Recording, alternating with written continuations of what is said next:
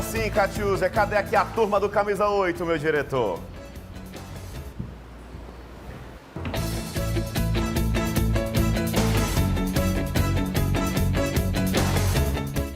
E vamos chamar aqui a nossa camisa número 8, Josi Freitas.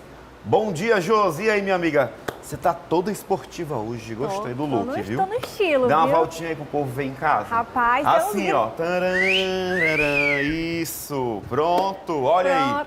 Dos pés à cabeça. Eu gostei do look.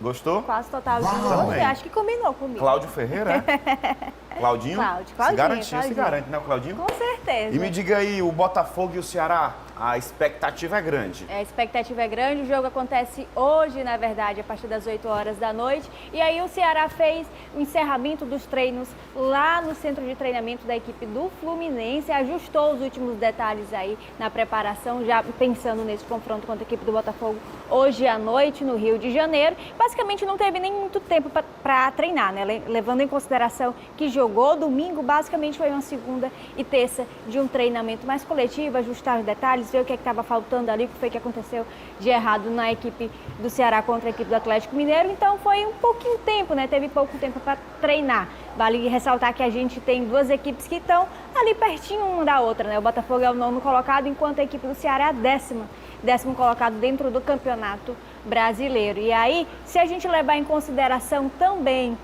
os próximos confrontos, a gente tem a equipe do Ceará que vai jogar agora, depois desse jogo, que é ainda o jogo da 10ª rodada, né? A gente levar em consideração, o próximo jogo é dia 7 de junho contra o Sampaio Corrêa, então tem pouco tempo de treinamento aí a equipe do Ceará. Agora, falando sobre Ceará, teve jogador que renovou aí a contratação dentro da equipe, viu? Assinou contrato? Renovou, na verdade. Ele tinha, estou falando do Bruno Ferreira, que teve contrato até final de 2025, e aí o Ceará ontem anunciou essa renovação do contrato até final de 2027. Ele chegou na equipe em 2023, começou como reserva, só que ano passado, na Série B, conseguiu a titularidade na equipe, depois que o Richard acabou se machucando. Só que aí depois, nesse ano, ele acabou se machucando também, teve uma lesão na região do quadril, e aí quem assumiu a titularidade foi Fernando Miguel, mas é uma boa promessa e principalmente dá resultado dentro de campo o Bruno Ferreira. E banho de sal grosso, né, meu Viu? Muitas coisas, uma atrás da outra. E né? goleiro, né? A gente está falando sobre contusões de 2 goleiros, então aí será pelo menos quando tem um substituto vem dando resultado dentro de campo. E um certo alívio. 8 horas e 12 minutos. E o Vozão está rindo à toa no top 10 que está rolando por aí, né? Tá feliz da vida porque a gente sempre costuma falar sobre o quanto a torcida, tanto de Ceará quanto Fortaleza, fazem a diferença aqui na Arena Castelão, no Presidente Vargas também. Só que aí saiu um ranking, dentro desse ranking, Ceará está na 6ª colocação, com a maior média de público em 2025, tá? A média de 32.176 pessoas dentro da Arena Castelão, aí a média, né? O Ceará é o 6º colocado, 2º colocado quando a gente fala em questão de nordestinos, o primeiro bem colocado aí da equipe do Nordeste é a equipe do Bahia, que tem mais de 39 mil torcedores. Então a gente fica muito feliz, a gente está vendo imagens exatamente do último jogo que aconteceu contra o Atlético Mineiro aí, em comemoração aos 111 anos da fundação do Ceará. Então basicamente aí a gente tem aí mais uma vez a torcida sendo um grande destaque dentro do cenário nacional, viu, Miguel? Agora, Josi, se tem equipes que sabem fazer mosaicos, Com elas toda estão certeza, aqui, viu? Tanto o Ceará como Fortaleza. Com certeza, São os serve de mosaicos exemplo. mais bonitos do Sim, Brasil ou sim. do mundo, se duvidar. Com certeza, e é interessante a gente falar sobre isso, porque tem muita gente que acaba esquecendo do futebol nordestino, do futebol do Ceará também, então é sempre interessante a gente falar o quanto a gente acaba se destacando quando o assunto é mosaico, viu, Miguel? Agora a gente vai trocar as cores. Sim. Vamos chamar aqui os tricolores do PC. Que não estão tão felizes, Ave né? Maria. A situação não está Chagas tranquila, abertas não. e coração ferido. É você e o Luiz. Os dois estão tristes, mufinos. Ave Maria, Pois parece, é. Sabe aquele cachorro que caiu da mudança? Sim. Pronto, desse jeito aí. Desse jeito, né? Catiúcia também não tá muito feliz, não, Tá, né? não. Tá todo mundo A triste gente aqui. tá meio viu? triste. Um time que tá mais pra lá do que pra cá. Ih, está muito mais pra lá do que pra cá, viu? Mas me diga aí, o que é que vai acontecer com o Leão agora? Leão tem jogo já no dia 12 de junho contra a Equipe do Santos, as duas equipes estão na parte de baixo da tabela, zona de rebaixamento.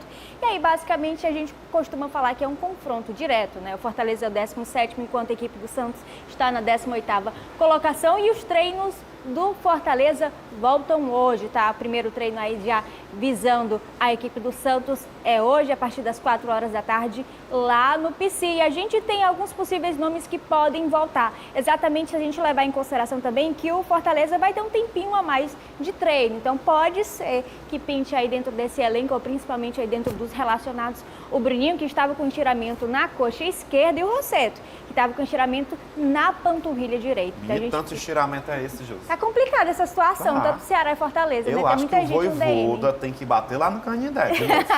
Toda vida que o Vojvoda vai pro Canindé, o Fortaleza se Verdade, é verdade. Então, meu filho, vá logo. Canidé, Juazeiro do Norte também, pagar uma promessa. Tá bom nele fazer uma Onde promessa tiver de novo. santo, meu filho, vá logo, viu?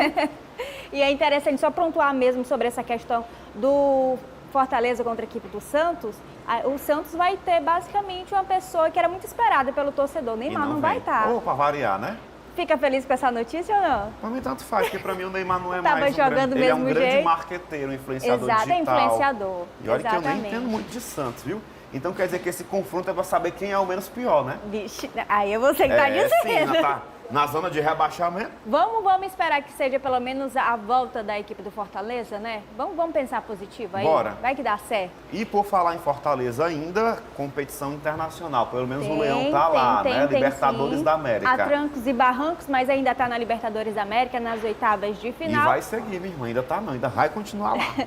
E aí tem confronto contra a equipe do Vélez, a equipe argentina. E a CBF divulgou, na verdade, a Conmebol, perdão, divulgou as datas e os horários dos confrontos, tá? O primeiro jogo do Fortaleza acontece na Arena Castelão no próximo dia 12 de agosto. Então também vai ter um bom tempo de treino aí. Vai acontecer às 7 horas da noite. E o jogo de volta vai acontecer dia 19 de agosto, uma semaninha depois, também às 7 horas da noite, lá em Buenos Aires. Então, querendo ou não, a gente vai ter uma decisão fora de casa, que vai ser bem difícil para a equipe do Fortaleza. Mas boa sorte à equipe do Vojvoda, né?